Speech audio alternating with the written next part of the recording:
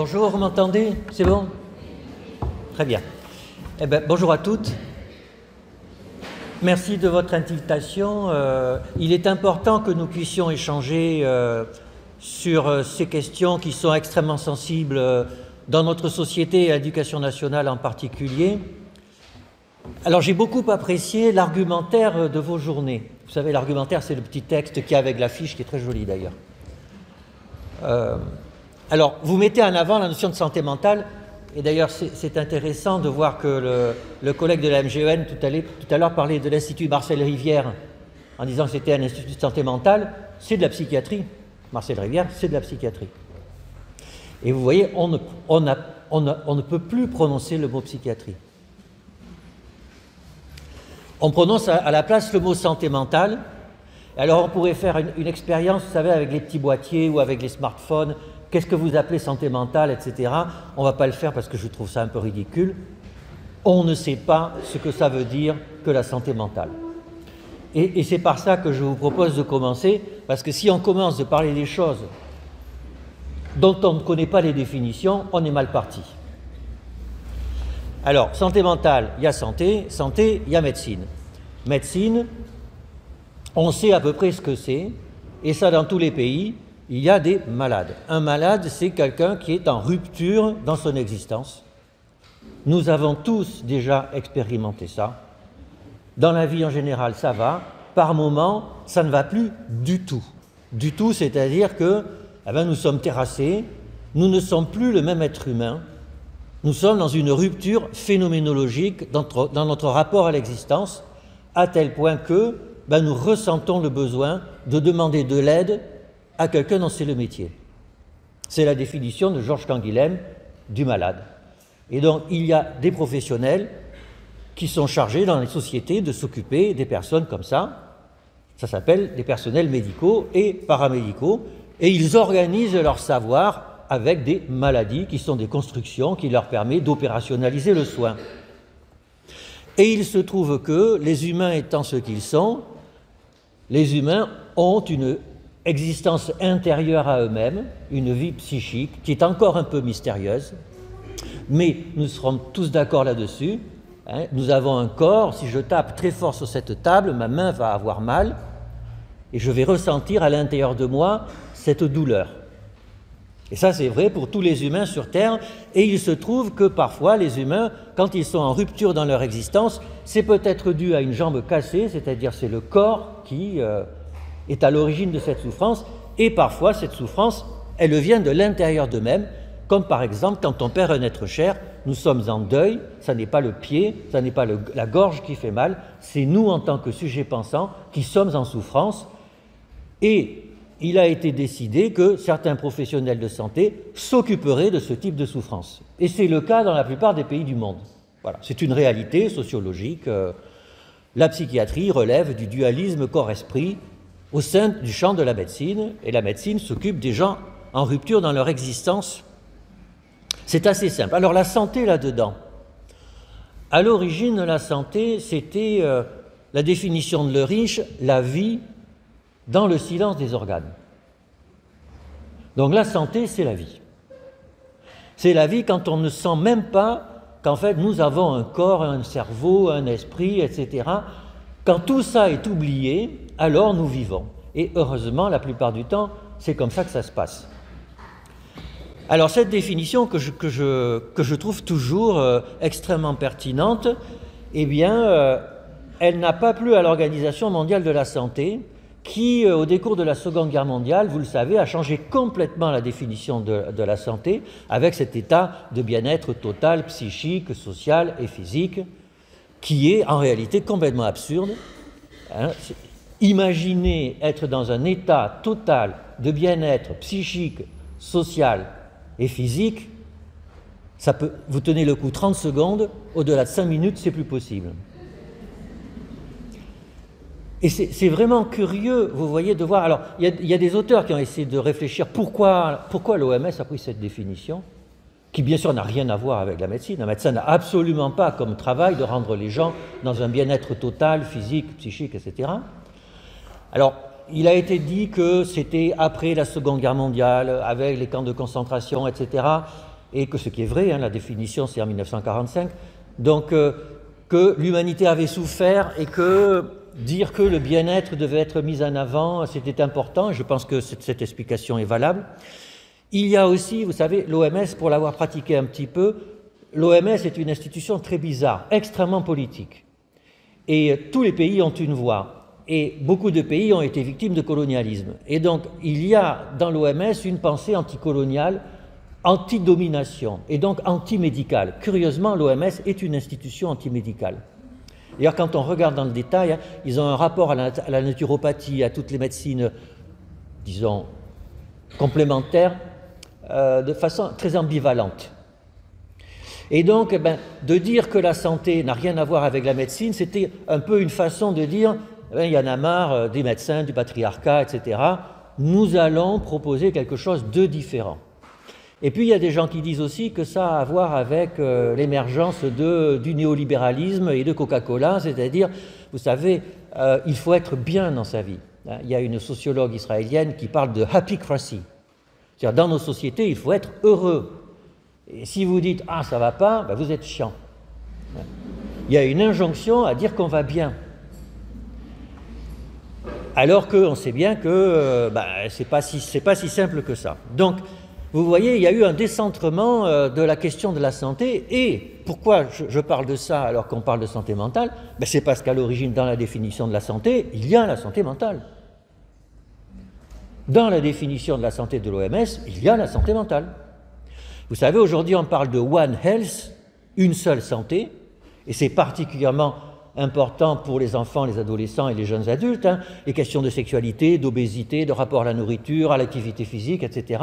C'est de la santé et c'est complètement en lien avec la santé mentale. En fait, la santé, il ne devrait pas exister la notion de santé mentale.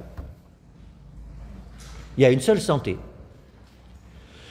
Et d'ailleurs, la définition de l'OMS de la santé mentale, que vous reprenez dans votre argumentaire, elle est arrivée très tard, en 2001. 2001. 55 ans après la définition de la santé. Et vous avez remarqué, et c'est encore une fois dans votre argumentaire, quelle est la définition de la santé mentale? De nouveau le bien-être, donc on voit que ça existait déjà, et puis la réalisation de soi et accomplir un travail productif. C'est dans la définition de l'OMS de la santé mentale. Et vous voyez les arrière-pensées politiques qu'il y a, et même philosophiques, hein, parce que réalisation de soi, vaste programme.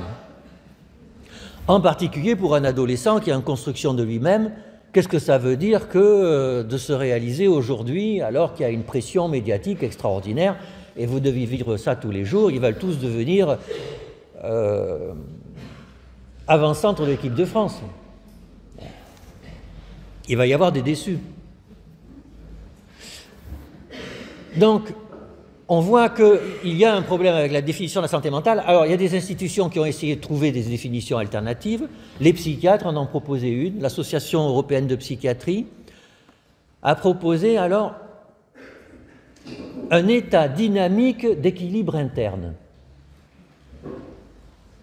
Vous voyez le truc,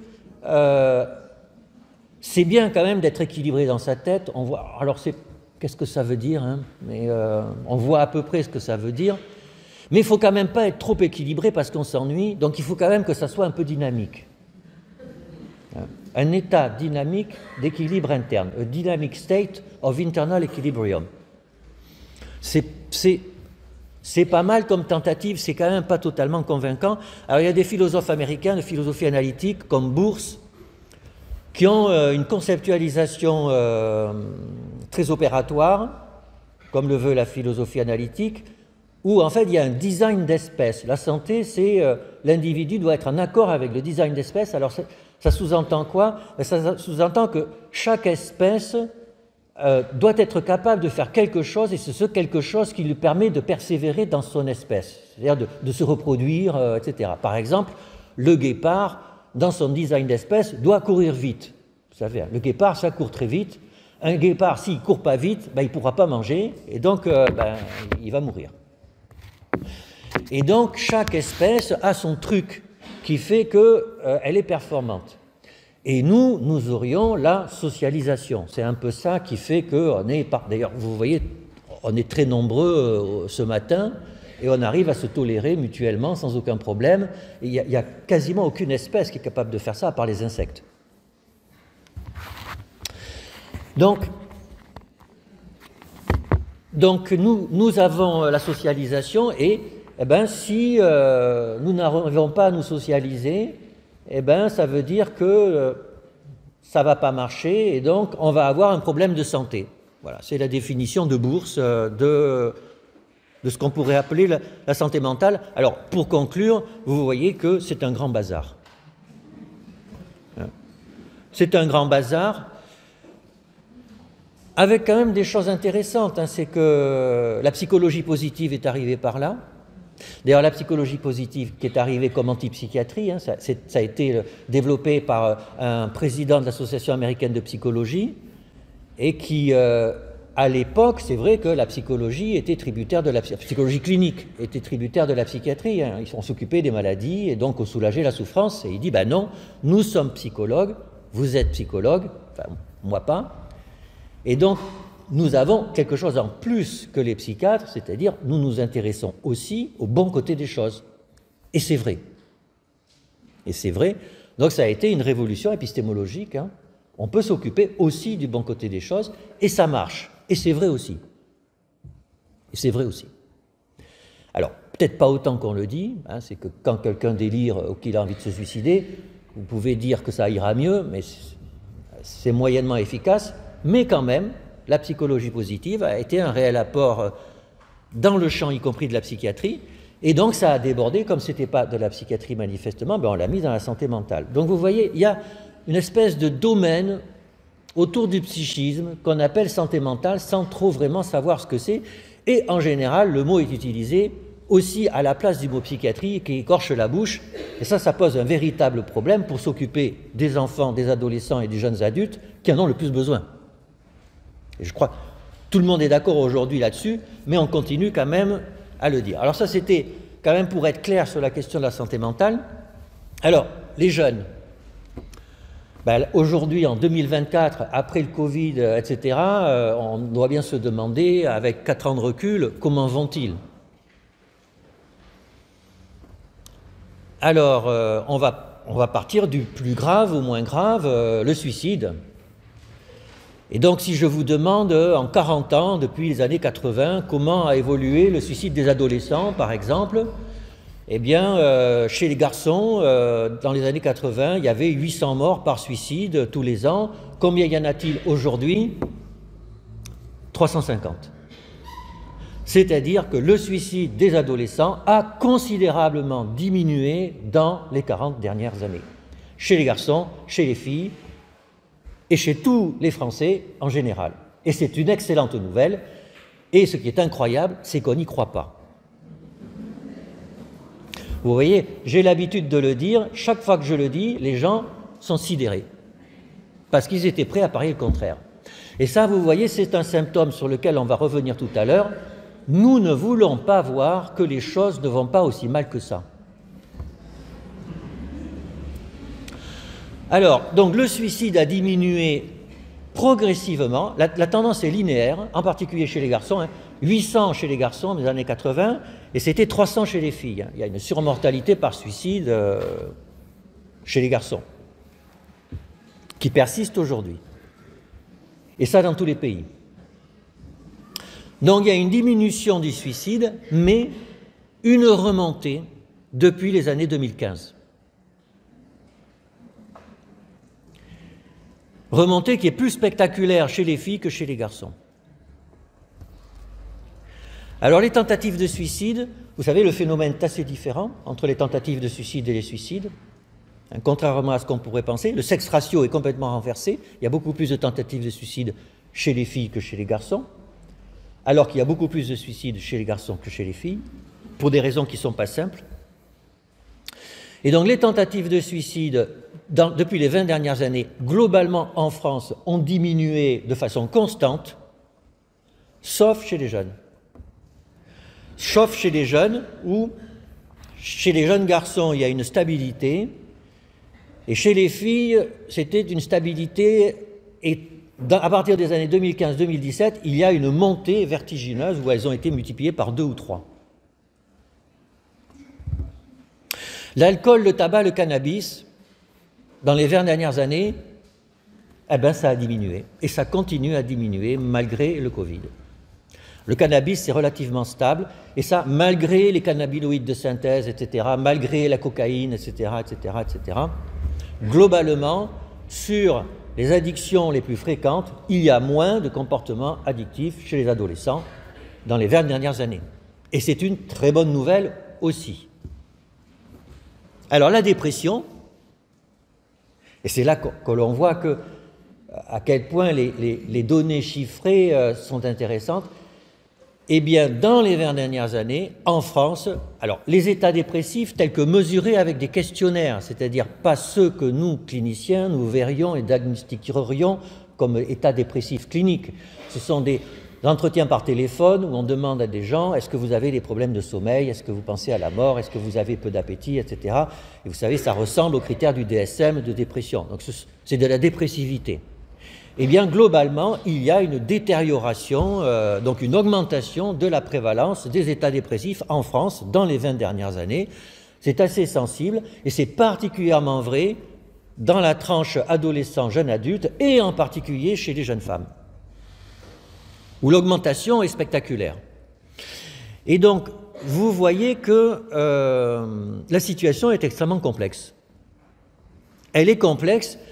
Il y a une opposition entre ce qui est grave, sévère et ce qui l'est moins, avec une amélioration de ce qui est sévère et une détérioration de ce qui l'est moins, avec une opposition jeune-vieux, c'est-à-dire une amélioration globale chez les personnes plus âgées, alors que ça n'est pas vrai chez les jeunes.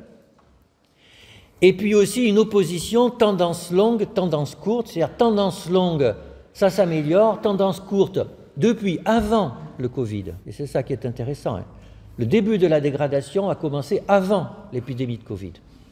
L'épidémie de Covid, bien sûr, a dû aggraver les choses, mais elle n'a pas aggravé les choses chez les personnes plus âgées. Quand je dis plus âgées, c'est à partir de 40 ans. Donc opposition sévère, pas sévère, vieux, jeune, tendance longue, tendance courte. Alors bien sûr, la question c'est pourquoi? Pourquoi ça? Et c'est une particularité des problèmes psychiatriques, c'est que dans les 40 dernières années, la sémiologie du psoriasis ou de la leucémie aiguë lymphoblastique n'a pas changé, alors que la sémiologie des pathologies psychiatriques a complètement changé. Pas complètement, mais a beaucoup changé. Pourquoi? Parce que l'expression phénotypique de nos patients est directement liée au changement de société et que nos sociétés bougent. Et donc, nous n'avons pas d'autre choix, nous, de nous interroger sur les changements de société pour mieux comprendre ce qui se passe chez nos adolescents et nos jeunes adultes. Et donc, dans les 20 minutes qui me restent, je vais m'intéresser à ces changements de société. Alors, en principe, il faudrait que ce soit un sociologue ou un anthropologue qui parle de ça.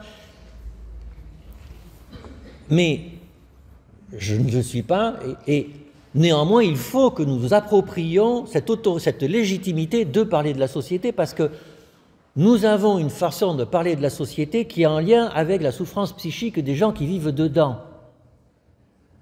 Ce que ne font pas nécessairement les sociologues. Vous savez, les sociologues ont une vision sur la reconnaissance, la domination de classe, etc., qui est très bien, c'est leur épistémologie, mais ce n'est pas complètement en rapport avec ce que nous vivons avec nos jeunes tous les jours. Donc nous avons aussi le devoir de réfléchir à la société pour comprendre ce qui se passe pour ces jeunes. Alors, premier point à constater dans nos sociétés, ça n'était pas mieux avant globalement. Les rapports hommes-femmes, il y a 40 ans, c'était bien pire. Aujourd'hui, on dit que ça ne va pas. Avant, ça allait encore plus mal et on ne le disait pas.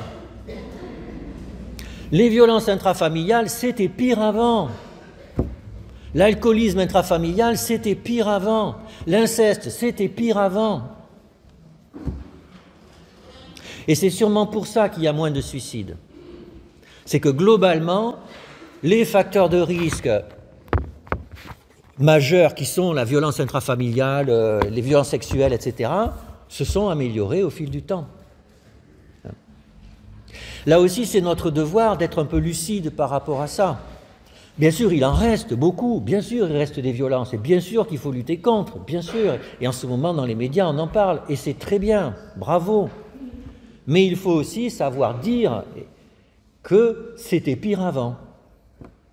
Parce qu'à force de dire que ça va toujours plus mal, on finit par le croire. Et ce n'est pas thérapeutique de penser que tout va plus mal.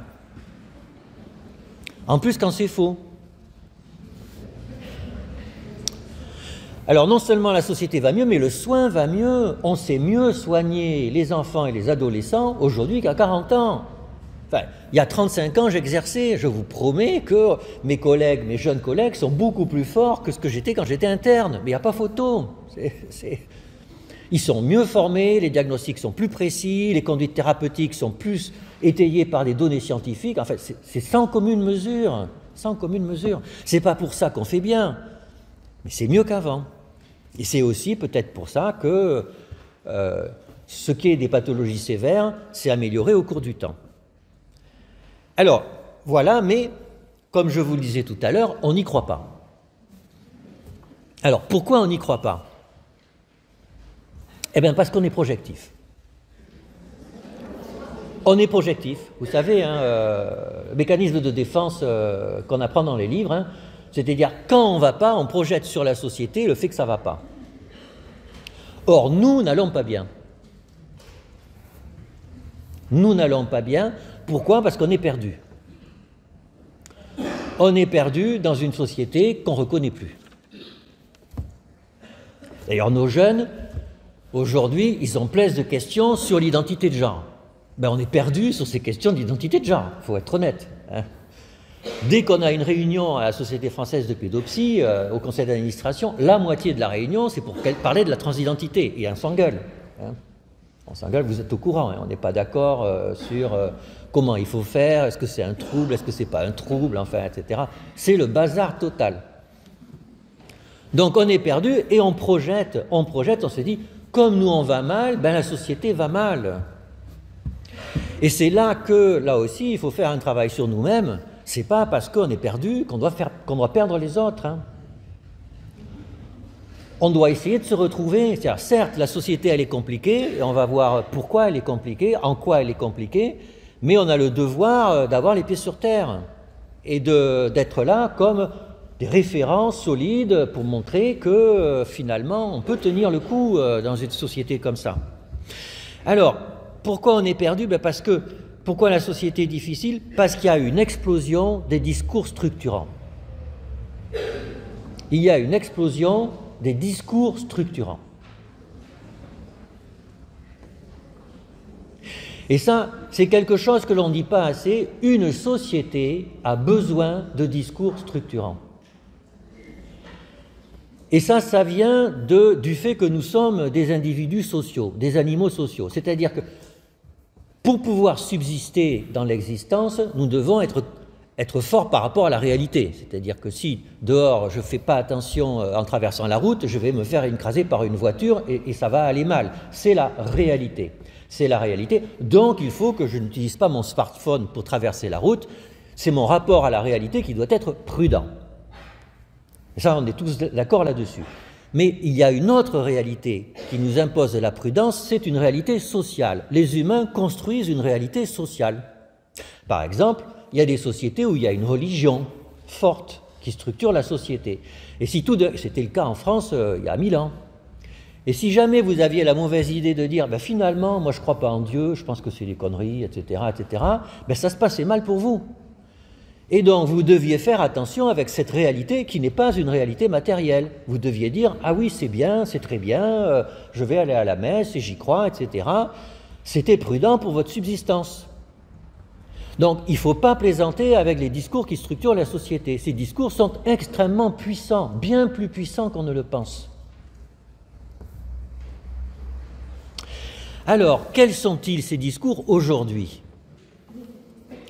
Alors, le premier discours, la première mythologie, hein, c'est ça, un discours qui structure une société, qui explique d'où elle vient, qui explique ce qu'est un humain, ce qui se passe après la mort, ce qui se passait avant sa naissance, etc., hein, qui sont ces grands discours qui nous permettent de mettre du sens sur ce qu'on est. Ben, ce premier discours mythologique, il est rationnel, c'est-à-dire qu'il est de nature scientifique, dans nos sociétés à nous. Hein. Et d'ailleurs, vous travaillez avec l'éducation nationale, c'est le référentiel de la rationalité.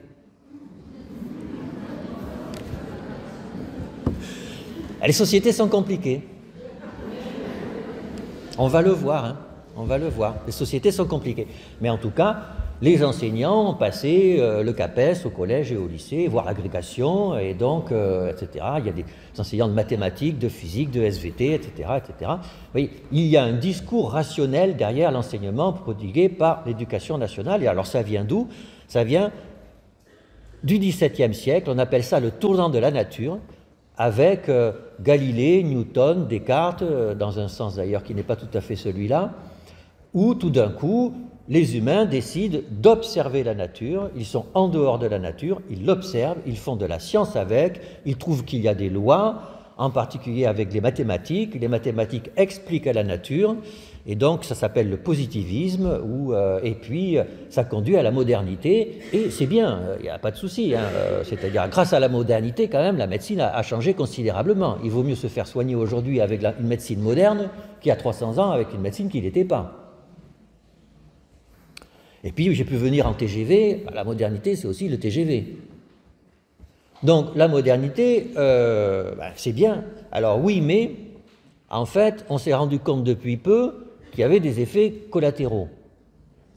Que nos jeunes générations vivent de façon plus sensible que nous. Alors il y a eu au XIXe siècle déjà le taylorisme, c'est-à-dire c'est comment le travail s'approprie la modernité. Donc, on va rationaliser le travail. Ça s'appelle le taylorisme, c'est-à-dire le travail à la chaîne. C'est rationalisé, mais ça fait souffrir les gens. Mais c'est rationalisé, c'est plus efficace, mais ça fait souffrir. Et puis, il y a eu bien sûr la bombe atomique, qui a été un premier challenge sur la question de la modernité, jusqu'où va la modernité. Et puis là, pour nos jeunes, il y a l'écocide. La crise climatique, le fait que la modernité, c'est créer, fabriquer toujours plus de déchets, etc. Et qu'on risque de bousiller la planète avec ça. Alors, en fonction de l'âge qu'on a, et c'est là que vous voyez, tout à l'heure, je vais vous parler d'une opposition vieux-jeune, on ne vit pas ça de la même façon. Et vous savez que la crise climatique n'est pas vécue de la même façon par les vieilles générations et les jeunes. L'éco-colère, c'est-à-dire la colère par rapport à ça, c'est avant tout un truc de jeune. Vous devez le voir, ça, dans vos établissements. Hein. Ça ne veut pas dire que quand on est âgé comme moi, on ne s'inquiète pas pour l'avenir. Mais il faut être honnête, hein, plus on vieillit, moins on a de risque d'être confronté à la crise climatique. Hein.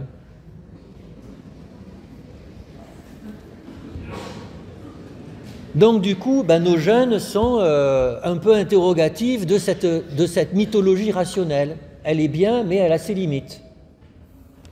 Alors il y a une autre mythologie, il y a une mythologie irrationnelle. Irrationnelle, ça ne veut pas dire que c'est mal, hein. Ça veut dire que c'est une autre logique. Alors elle vient de ce qu'on appelle les philosophes du soupçon.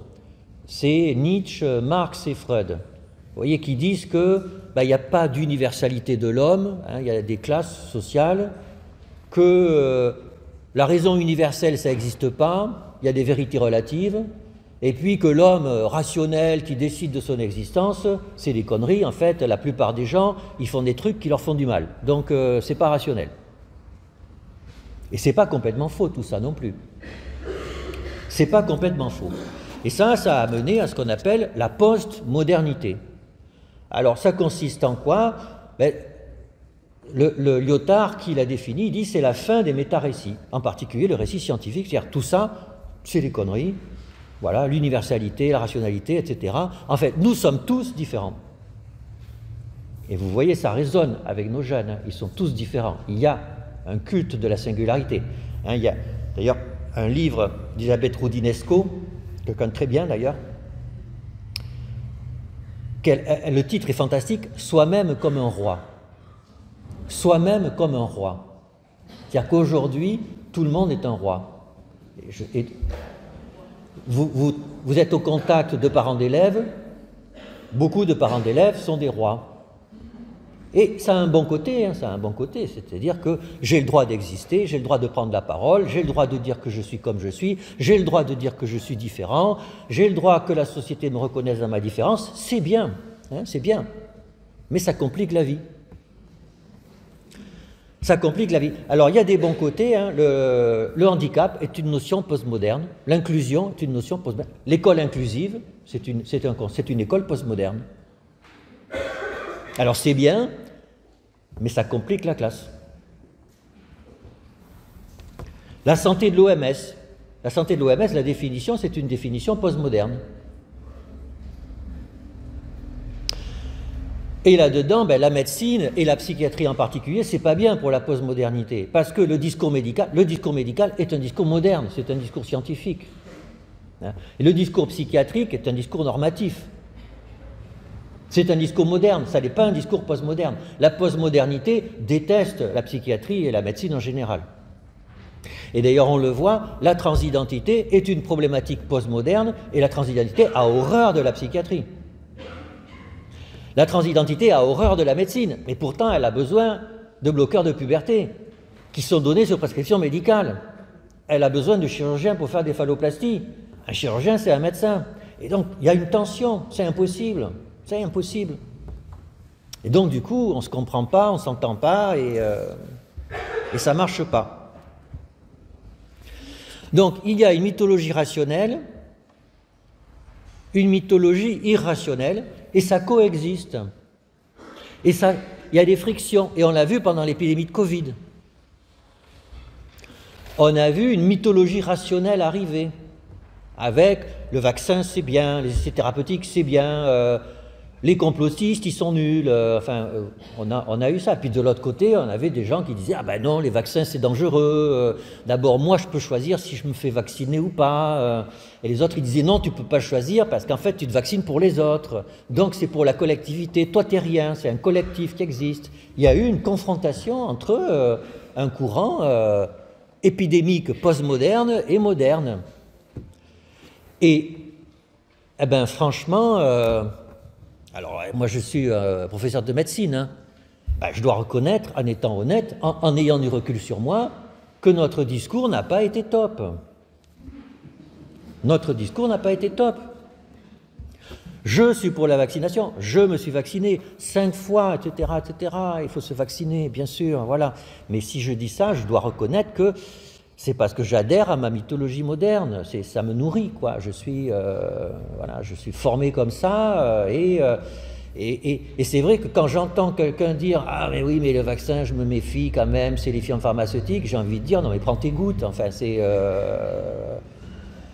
Mais c'est pas bien, et c'est pas bien de dire ça, c'est pas bien de dire ça, c'est pas bien. Vous voyez le travail qu'il faut faire sur soi, parce que nous sommes tous tributaires d'un discours mythologique, tous. Et donc nous devons être clairs par rapport à ce qui nous construit dans ce discours. Alors il y en a un moderne, un postmoderne, rationnel, irrationnel, mais c'est pas fini, il y en a d'autres aussi. Il y a un discours spirituel, et ça, c'est vraiment la tâche aveugle de notre société. D'ailleurs, vous savez, il y a une tarte à la crème médicale en général, c'est le modèle biopsychosocial. Vous avez déjà entendu parler de ça. Le modèle biopsychosocial, c'est pour dire, nous on est inclusif, on accepte tout. On accepte le bio, le psycho, le social, donc il y a tout, on est cool. Et récemment, à un congrès, j'en parlais à un très bon collègue singapourien, il me dit, ben oui, mais nous, on a le modèle biopsychosocial spirituel. Eh ben, il a raison. Il a raison. Il a raison. Bien entendu que nous avons un questionnement sur la mort. Enfin, qui n'a pas un questionnement sur la mort? Ce questionnement, il n'est pas biopsychosocial, il est d'une autre nature. Surtout quand on est médecin, enfin quand même, ne pas s'interroger sur la mort quand on est médecin, ne pas s'interroger sur la folie quand on est psychiatre, c'est quand même un souci. Or, qu'est-ce qui se passe aujourd'hui? Regardez nos jeunes. Le véganisme, enfin, ils mangent tous bio, ou végétariens, ou véganes et compagnie. Hein. Pas tous, non. Mais, non, pas tous. Mais il y en a beaucoup plus qu'avant. D'ailleurs, vous savez, c'est très intéressant. Vous savez, le sexe ratio du véganisme, il y a beaucoup plus de femmes que d'hommes qui sont véganes. Hein. Et il y a beaucoup plus de jeunes que de vieux. Le véganisme, c'est une forme de spiritualité. C'est une forme de spiritualité. Il y a même un anthropologue, Philippe Descola, hein, qui dit que dans toutes les sociétés, les femmes sont affines avec les végétaux et les hommes avec les animaux. C'est-à-dire qu'en gros, spontanément, je vous dis, quelqu'un vend des fleurs, quelqu'un vend de la viande. Ce quelqu'un, est-ce que c'est une quelqu'une? Alors c'est en train de changer. Hein. La viande, c'est plus masculin. Il y a eu la fameuse histoire des barbecues, vous savez. Hein.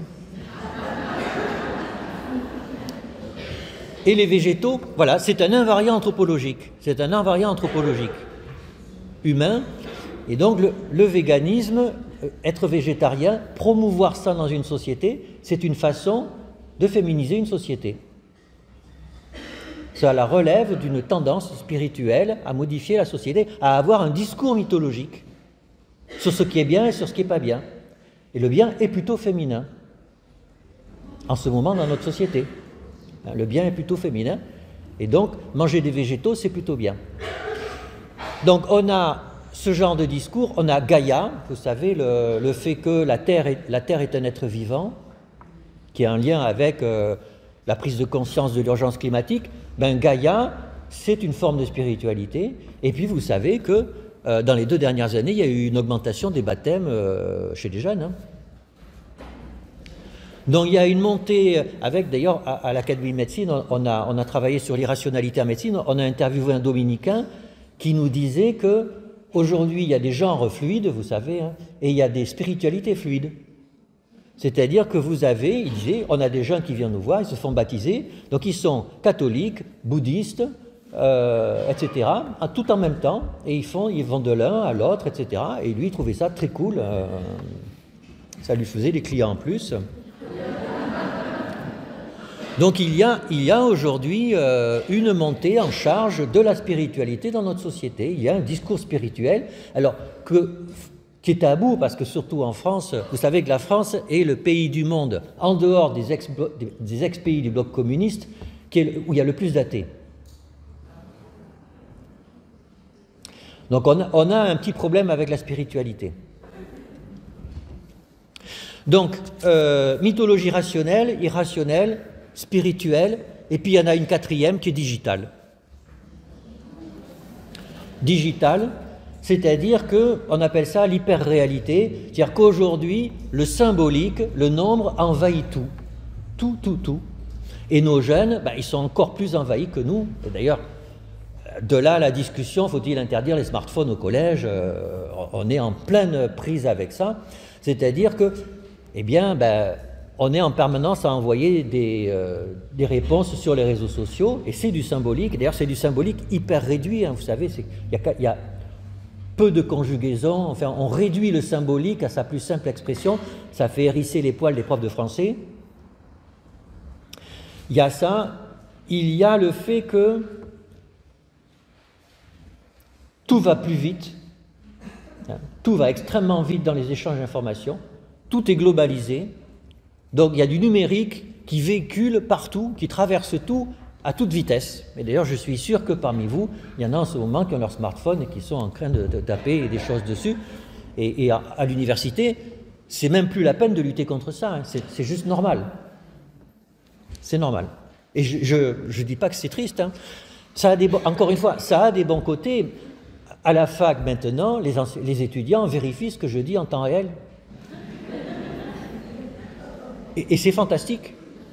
C'est fantastique parce que vous devez raconter beaucoup moins de conneries qu'avant. Non, non, mais c'est... Alors, donc, il y a des bons côtés, hein. Il y a des bons côtés, bien sûr, Wikipédia, etc. J'ai plein de patients phobiques sociaux ou autistes qui arrivent à se socialiser digitalement. Alors après, il y a des mauvais côtés aussi à la digitalisation. Vous êtes tous au courant, hein, le harcèlement. Et là aussi, il y a un effet genre. Hein. Vraisemblablement, les adolescentes sont plus vulnérables à la digitalisation des rapports sociaux que les adolescents. Et ça, on l'a vu je l'ai vu dans les téléconsultations pendant l'épidémie de Covid, où beaucoup d'adolescents se socialisaient par les jeux vidéo, vous savez, massivement multijoueurs, et ça leur suffisait en fait, hein, ça leur suffisait, alors que les filles regrettaient davantage de ne pas avoir de contact réel. Alors, c'est une intuition, enfin ça n'est pas qu'une intuition, il y a des petites données là-dessus.